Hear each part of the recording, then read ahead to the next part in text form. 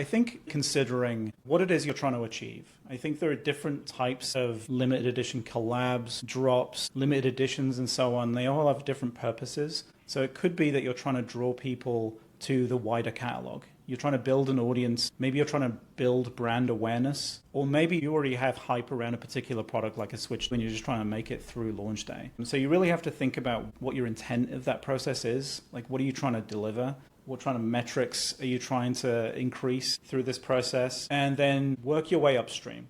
Like, you have to be thinking about reaching people where they are. You have to be thinking about social media. You have to be thinking about how people discover the brand, how people engage with the brand upstream. And then from then, think about capturing as much data as you can before the actual on sale. So, having a wait list, having some idea about where people are coming in, how often people come back, that kind of thing. You're listening to Brainwork Framework, a business and marketing podcast, brought to you by focus-biz.com. Welcome back to another episode. With us today is the founder and CEO of Fanfare, Michael Dodsworth. With the founder of Fanfare, they're a platform built to fix the broken experience of high-stakes product launches for both brands and their fans. Michael, so excited to have you on today. How you doing? I'm excited to be here. Thanks for having me. Yeah, I find myself nodding through my own intro. Right? You're like, yeah, I agree, that I sounds agree with great. all of those points. Absolutely. Tell us more about your journey. What were you doing before that kind of led you into what you're doing now? So as you can probably tell from the accent, I'm not from around these parts. I grew up in the northeast of the UK, and this is going to date me for sure, but my brother brought home a Commodore 64 one day, and that was me set. Like, the idea of building something from scratch, from doing things like that, really resonated with me from a very early age, I might add. So went through an engineering course, and through the first company I joined was this company called Coral, which was a startup based in the UK, was scooped up by Salesforce in 2008. So they moved the whole team out to San Francisco, which was a very easy move for me to make. And I think for the rest of the team, spent some years as an engineer at Salesforce. We were growing really quickly. We had some really interesting issues of scale, which came to influence what we're doing now at Fanfare. And then started venturing outside. So I did the small company, the very large company. I went to a medium-sized company, Optimizely,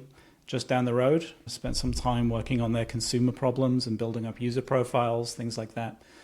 And that's when someone from my past came up to the Bay Area to talk about Rival, which was a ticketing startup. We were just a presentation deck at that point, but we had the ex-CEO of Ticketmaster wanting to take on his old company. So I moved myself down to LA, was the founding engineer at Rival, and then fast forward to the start of the pandemic, we were scooped up by Ticketmaster. So interesting journey there. It's funny how these things come all the way around. But yeah, I've spent a lot of time just dealing with issues of scale, and especially in the last few years, dealing with issues where consumers have a terrible experience of the process. So we can talk a little bit more about how we're addressing that at Fanfare. But at Rival, we built this whole system to try and cater for these huge, most coveted events that you can think of, the SoFi stadiums, the Taylor Swift on sales, and then coming out of this experience and coming out of Ticketmaster, seeing this again and again in retail and seeing brands, creators, artists fail their biggest fans over and over and over. Like, I'm a Nintendo fan. I'm not a Swiftie, but I definitely tried to get Oasis tickets, and like the same experience is everywhere. Like, people expect chaos. They expect to be sat at midnight with all of their tabs open, their friends on the line, everyone doing the same thing. And when things go live, it's going to suck. The site's going to fall over. Nothing's going to work. You're going to go through checkout. It's going to fail to register your credit card. Like, there's all kinds of issues with that process. So we built Fanfare to solve those problems and make that experience something that people actually are entertained by or keep coming back, or at least reward people's time and effort in that process. Wow, that is so cool. And a lot of great background experience that prepared you for everything that you're doing now. And specifically when it comes to that customer experience, I feel like, with the lack of choices or competition out there, it seems like every day is chaos for us, and whether that's from the back end of buying tickets or just the customer service experience as a whole, this is what you're providing now. This is what people want, something new, something different. Successful product launches, and especially for business owners, the scaling issue is tough. Yeah, we built something Absolutely. Nice right now, but how do we get that to the next level? That's such a challenge. Yeah, and it's a model that I see more and more brands picking up. with Gen Z and social media, like there's more ability to drive hype and FOMO around a particular product or particular product launch. It's a really powerful model. But then, as you say, you get into that problem of I have 1 million people show up on launch day. There is no way I can get my arms around that problem. People are going to be upset. People are going to be disappointed. And even if you're a Nike and you have your sneakers app, like the trust score for the sneakers app right now is at 20%. Like even brands with enormous resources struggle to deal with these kinds of experiences. So that's where we come in and we try and provide like a facilitator for these kind of events. Is it a lack of money for most of these businesses or business owners, or is it lack to the resources, or just knowledge that, hey, if you put 10 times the traffic onto your website, it can't handle that? Yeah, it's a mixed bag, honestly. Like if you take Ticketmaster, for example, it's a decades-old platform. It was never built with that kind of scale in mind. And these things, they're difficult to try and refactor and change whilst people are still, whilst water is still going through the pipes, right? It's difficult to try and just replace a huge chunk of something like Ticketmaster or Shopify or whatever it is while people are using that platform. And you see that. You see increased traffic causes things to start creak and fall over. Scalability is not something that you can go back and just add after the fact. It has to be woven throughout the product from the very beginning, which is what we've been pushing to do. So yeah, I think that's part of it. I think also just unsure about how to run a campaign or unsure about exactly what kind of hype they're generating. There's definitely a lack of data about demand. And you see that. You see people put Google Forms up on their products page, expecting that to be enough when hundreds of thousands of people and bots and bad actors come in through their product page, and it just does not work. We've seen some very bad examples. And I think if your site falls over and it's a normal business day, it's a bad time for sure, but it doesn't cause the kind of rage that you get when you fail on launch day. Like those are moments that people immediately head to Twitter or Reddit or wherever they're going, and you will get some negative sentiment coming out of those moments. It's like the expectations are higher there. They know, hey, you've been planning this, you knew about it. Why weren't you ready for us? Yeah, and I've heard from people, they feel like maybe the failure was part of the process. Maybe it was a feature of the process, and that's absolutely not true. Having been on the other side of it, there's a firefight happening on the other side of things. Like people are turning off certain payment methods. They're, trying to deal with situations as they come up. And like if you're going for a Switch on launch day and you hit Best Buy and it falls over, you go somewhere else, right? Like you find the first place that's available to take your request and you stay there. Right, that's lost business for sure. Absolutely. And oftentimes for a lot of consumers and businesses, there's just that one-shot opportunity. This is like a first impression, and that experience that they have, that's going to carry through. And like you said, they're going to hop onto Twitter or social media and really just rip you a new one because they didn't have a great experience, and they're angry. They need to tell the world about it now. Exactly. Like people are ready, they're waiting. Right, like you mistreat them in that moment, like you're in for some pain for sure. I was watching a Johnny Ive presentation. He was talking about obsessing about the wrapping for their cables in some particular product he was talking about. But like the idea of obsessing not just about the final product, but all the way through that process is something that's really important. Like you build fandom by treating people like as if they're VIPs all the way through the process. And if you fail in that moment, you're not treating people like VIPs. Like they feel gypped in that moment and they don't come back. Absolutely. I feel like your services would really help Yum brands, specifically their Taco Bell brand. I'm hearing online all the time. Every Tuesday, they have these special promos or like drops where if you sign up and get this code, you can claim for some rewards. But they're always sold out, or the website crashes, or they can't get their order in.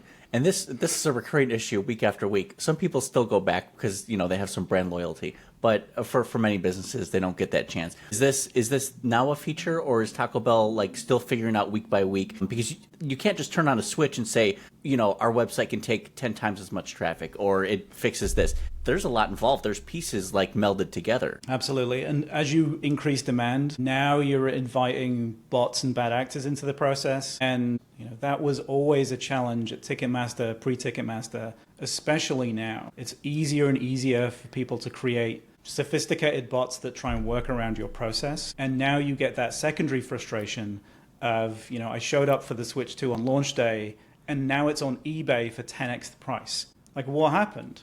Like, someone got through. Like, how did these people get through? And the answer is, like, they worked around the system. They worked around the process that you put in place. So you're entering into an arms race when you get successful, and that's also not a thing that brands can get their arms around. Like, that's something that we've spent a significant amount of time addressing previous companies, and it's something that we worked into Fanfare too. Nice, absolutely. And for a successful product launch, what does that look like for a business starting out from the conception to actually launching it? Are there some commonalities that good product launches should have? That's a good question. So I think considering what it is you're trying to achieve, I think there are different types of limited edition collabs, drops, limited editions, and so on. They all have different purposes. So it could be that you're trying to draw people to the wider catalog. You're trying to build an audience. Maybe you're trying to build brand awareness, or maybe you already have hype around a particular product like a Switch and you're just trying to make it through launch day. And so you really have to think about what your intent of that process is. Like, what are you trying to deliver?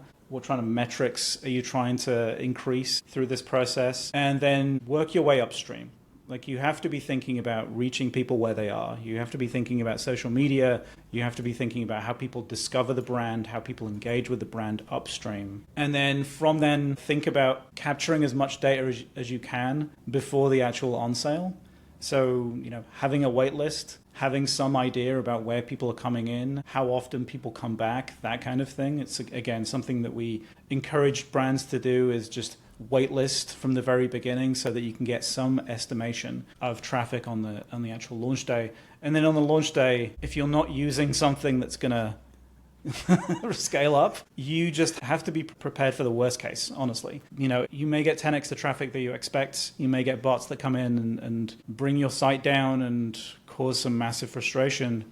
And you just have to be ready to deal with those issues in the moment and then deal with those issues after the fact. And if you're successful, also trying to keep that loop going. We see a lot of brands, they just do these one-offs. Like Black Friday, Cyber Monday is a great example. One-offs, and then come January, you're not expecting to see those people ever come back until the next Black Friday. It's an opportunity to reach out to those people, trying to bring them into a limited edition or limited access on sale for the next thing. One of the things we've seen successful is if people fail a number of times. You turn up for your Travis Scott dunks and you fail 5 times. Most brands just leave you out in the cold, all right? And it's a really important signal. These are potential VIPs. You should try and bring those people back into the brand. So you should try and create something that's exclusive to the L Club, the people who are just unlucky through the process. I love what you mentioned about making sure you have a wait list, because having that customer data, just knowing, like you said, the demand that you can expect, but the fact that you can communicate directly one-on-one with that audience now who expressed interest in it. And imagine how that can build the relationship and customer engagement beyond that. Now you have suggested products that might be better. You can even Absolutely. consider, could you take an everyday average normal product that would normally just be tossed onto the shelf and make it into a fancy product launch and make it into a bigger thing than normally would, it doesn't have to be new. Could that happen with any other product? Yeah, we've seen brands do that successfully. Mischief is a great example, where they'll have products that, maybe they have 10 of a particular product. And, maybe these are Jesus sandals that they're selling a very limited number of. That can be made into a thing if you craft the campaign correctly. There's marketing involved. You can use a bit more of just the incentives, just the typical marketing for your everyday products to kind of create a new product launch from it, kind of create demand. Yeah, you can. And I think you mentioned the recommended products. This is also something that we don't see brands do and that we're building into the platform right now, is the idea that you can go in, you could add polls and things up front. So you see what product are you interested in seeing next? What kind of colorways are you interested in seeing next? And then if you fail, recommend something to those people in that moment.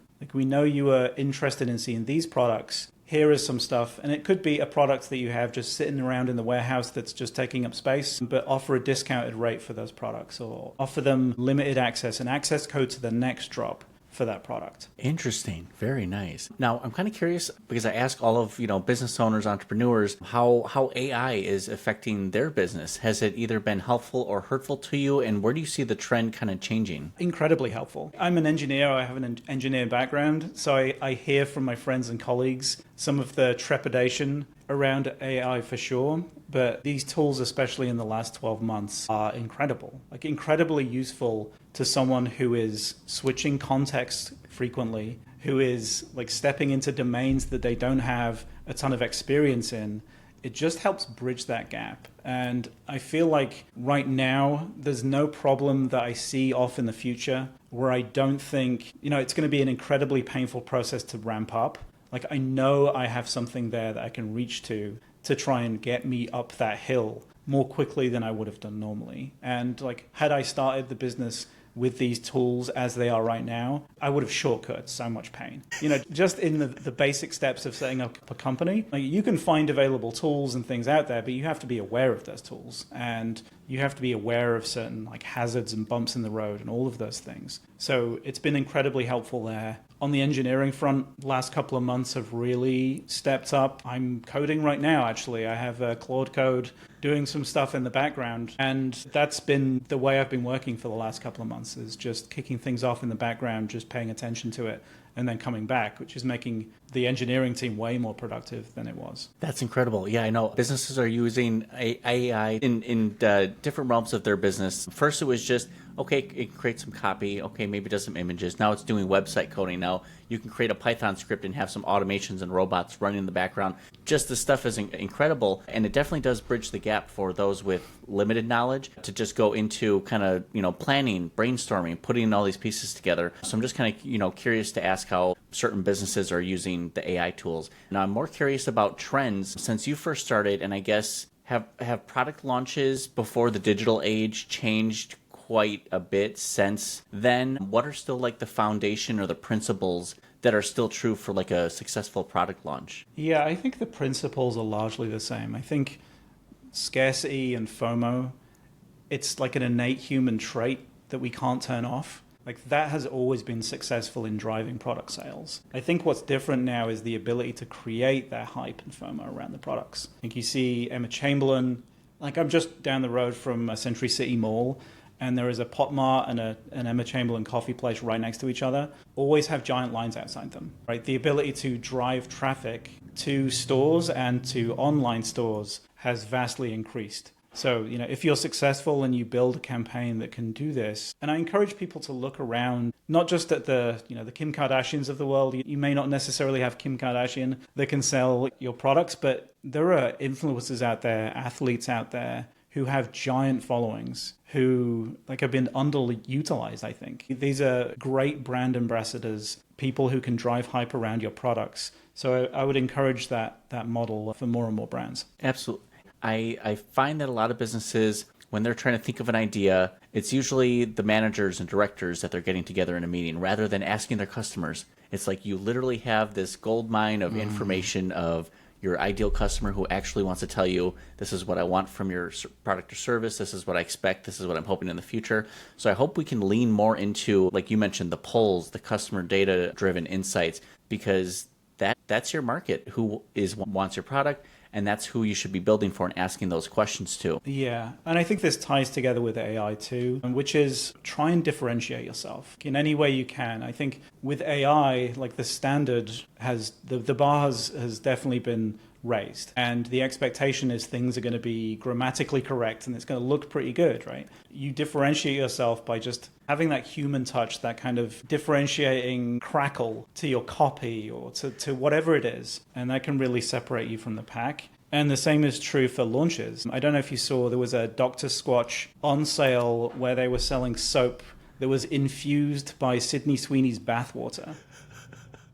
That's hilarious. Crazy idea. Yeah, it's like what? Why would you ever do that? But it crashed their site. They sold out in seconds. Those soaps were going for £2,000 on eBay shortly after. You really need to think about ways to separate yourself from that pack, and maybe that's doing something with a little humor, a little bit more of that crackle. Mischief, again, is a great example. If people go and look at what Mischief is doing, I think that's a great example to follow. Really? It's always interesting with just product launches and marketing in general, because it's like, oftentimes we often think we have to go for the direct sales. We have to make an ad, or we have to directly sell rather than make something funny, something hilarious, something different. Like you said, you have to stand out in the world where ChatGPT and AI can just pump out a bunch of copy and images for you. you need something that's different. And have you found differences between like indirect or direct selling when it comes to the marketing campaigns? Because I feel like just that concept of, it's infused with Sydney Sweeney's bathwater. Like, who would have thought of that? That's crazy. So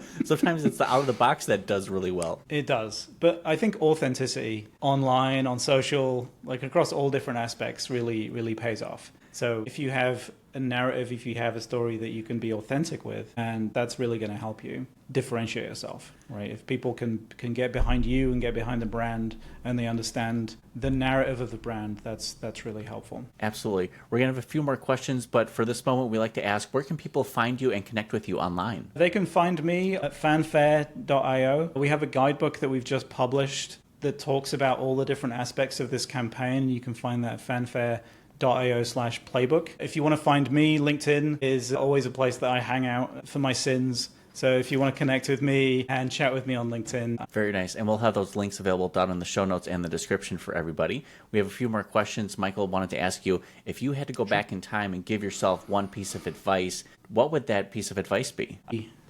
This is very vague. I think it would be go for it. You know, I think I'm no spring chicken. I've been doing this a while, and I think I was probably ready to have done this before I actually ventured into this. And I found myself on these shores by like taking the path least traveled, and that's always been the thing that I kind of gravitate towards. But I would definitely give myself a kick just to get me to step out of comfort zones when I found myself in them. Absolutely. I think we all need that. And many businesses don't even start, or they fail because of that. They wait a little too long, or they're just hesitant to jump off that board there, and then or they just never try. And I agree. It's like that action piece. We definitely just need to try it. There's some risk involved. It's going to be scary. That comfortability, yeah, we're going to lose that. But I think that's a growth opportunity for us. When we're learning, that's when we, start to grow and expand. Yeah, and I think when I talk to engineering colleagues and people who are more down in that field, there's definitely some trepidation about AI. But I would say, like, when there's big moments like this, when there's enormous change, there's enormous opportunity. There's huge risks that come along with it, but there's enormous opportunity. And engineers in particular, like, you are using these tools on a daily basis. You are ahead of the curve with these technologies. You can go out and you can try and push yourself to start a company or do something that's maybe something that's a bit of a stretch for you. But I think there's great opportunities in these moments, I think. Absolutely. We always like to ask our entrepreneurs about your past experiences, leaders, the mentors that have maybe been impactful and helpful in your life. Did you want to give a shout out to anyone who had inspired or mentored you along in your entrepreneurial journey? I've had a few. I had an incredible manager, Bill Press, who I met at Salesforce, and I think he instilled in me with a great sense of calm. He was such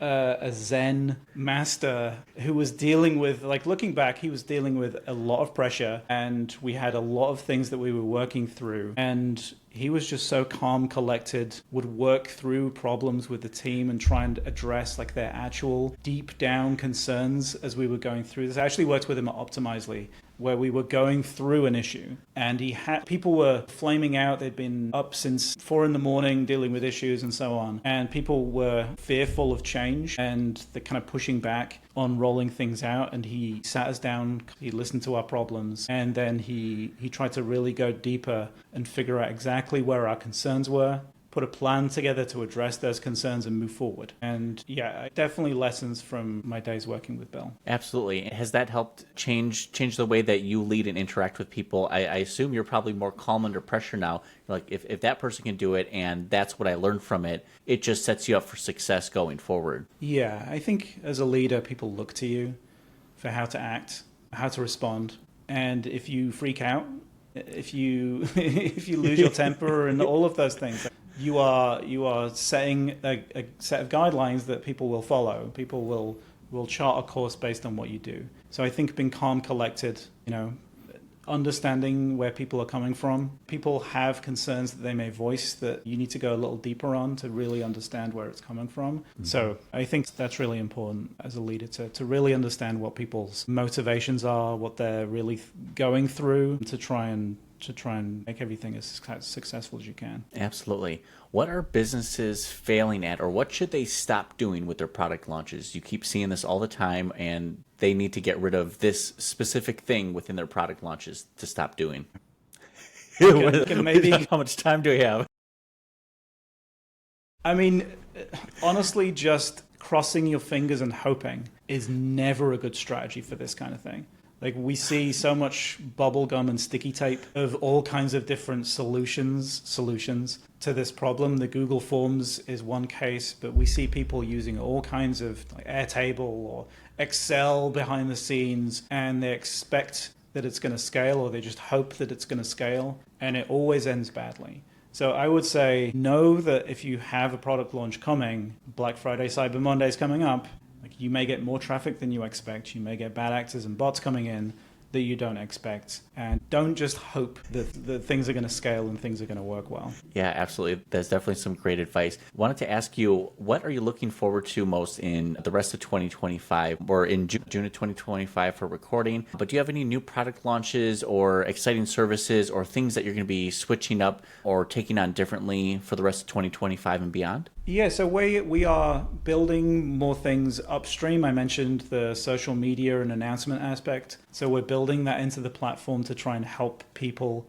structure the entire campaign around this. It's an event you're creating, and it involves marketing, it involves the e-com director, and the coordination of all those people in that moment. So we want to address the whole and deal with that. One of the things I'm really excited at, coming from an events background, we're going to be launching a real life product towards the end of the year. So we've all seen the lines around the block and the painful camping out that people do for in real life drops. I think there's some enormous potential with gathering people together, having a communal event around a particular product or a pop-up or something. So TBD, there's more stuff to announce towards the end of the year, but we have something coming up in Paris that hopefully we'll showcase and people will be excited about. Oh, that is very, very exciting. I hope that can become popular and make its way over here. Just more of that community driven, kind of like get people involved. I think that's something that's missing, and I feel brands and businesses and consumers are missing out on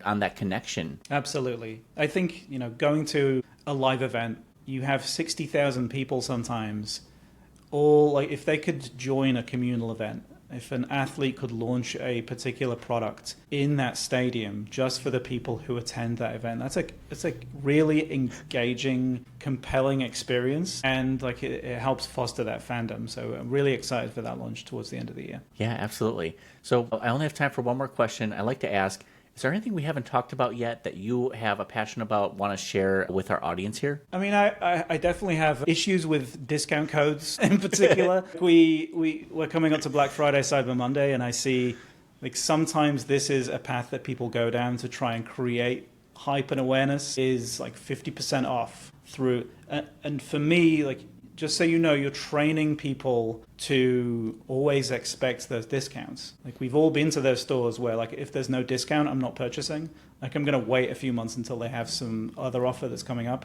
Like, you break pricing discipline, and then you're training your customers to wait for those discount codes. So I think I would encourage people to try and find a better way that doesn't break with pricing discipline and encourages people to keep coming back without those discount codes. Right, absolutely. Because once you make that mistake, it could be a quick race to the bottom. You're just setting the wrong expectations here, and you're going to be trying to dig yourself out of that hole, and it's going to be tough. It's going to be a challenge. Now you've conquered that price point with everybody, and I would do the same. I would wait for that code to come through my email. I would be just waiting for it, like, all right, where's that next 50% off? Come on through.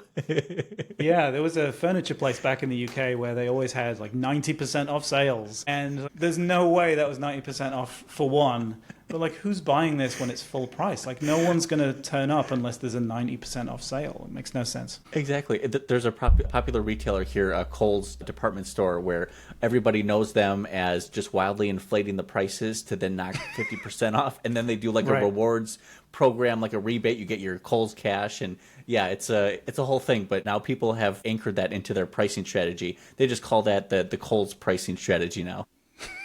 Exactly that. Exactly. Like, people know what you're doing. Yeah. They know that that's not how much those things cost. Yeah, it's not how you treat your customers. No, there's definitely a good way, for businesses both to do great, do the right thing, right, and connect with consumers and kind of advocate for them, create that community, as opposed to you need us, we don't need you. Here's your product, get out of here. Absolutely. Yeah, that's how it feels sometimes. When you don't get your product in a drop, I think the Oasis ticket debacle was a great example where legitimate fans lost their tickets. Yes. Just because the vendor just decided, like, you did something that registered as a bot for us, no tickets for you. Like, maybe you booked a flight, maybe you booked a hotel. Like, that's horrendous. Man, so many lessons to be learned, and it just gives us insight for, having a more successful launch in the future. Whether you're small, medium, or large business, it's something that you need to consider. For everyone who's listening, make sure you check out Michael's links down the show notes and the description here.